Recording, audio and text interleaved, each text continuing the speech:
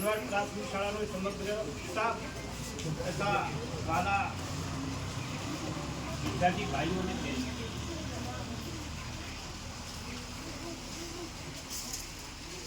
આપ તો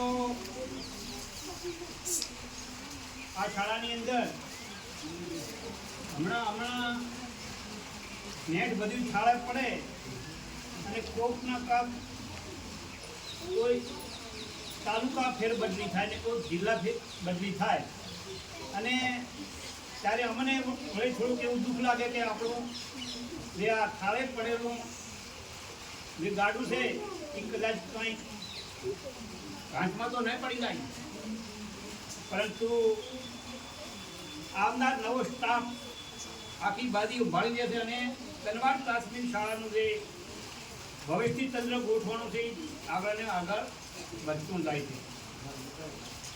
થોડા સમય પહેલાં જ આપણા બેન શ્રી લક્ષ્મીબેનનો પણ આપણે વિદાય સમારંભ પૂછ્યો હતો અને ત્યારે એવું લાગતું હતું કે હવે શું થશે, પણ એના પછી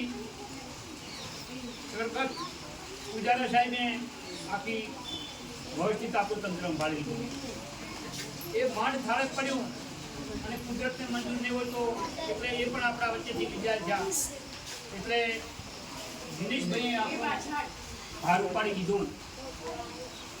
એમણે અમને એમ લાગ્યું કે બધું ભવિષ્ય ચાલે રહ્યો છે અને અચાનક એમની જિલ્લા ફેરબદલી થઈ એટલે આપણે આ વિદાય સમારંભ યોજવામાં આવ્યો છે. આમ તો તમારે સમગ્ર શાળાના સ્ટાફને અને વિદ્યાર્થીઓને તો એમની ખોટ ચાલશે જ, પણ મને વિશેષ એમની ખોટ ચાલશે. એનું કારણ છે કે હું પણ સાહિત્યકાર છું અને એ પણ સાહિત્યકાર છે અને સાહિત્યની બાબતમાં જ્યારે મારે કોઈ માર્ગદર્શનની જરૂર પડી હોય તો એમણે મને ઘણી બધી મદદ કરી છે. એટલે તમને તો યાદ આવશે પણ મને પણ એ યાદ આવવાના છે. ખેર બદલી થવી વિદાય સમારંભ કોઈને આવકારવા આવું તો આપણા શાળા જીવનમાં મળતું જ રહે છે. થોડો સમય આપણને એનું દુઃખ હોય પણ નવું વાતાવરણ વળે પાછું એવું લાંબી જાય એટલે આપણે એ ખોટ લાગતી હોય છે.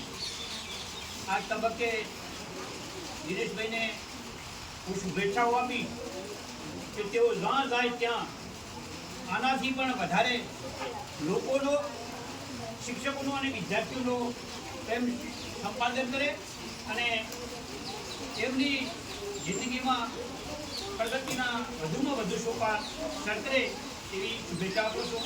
જય ભારત, જય હિન્દ.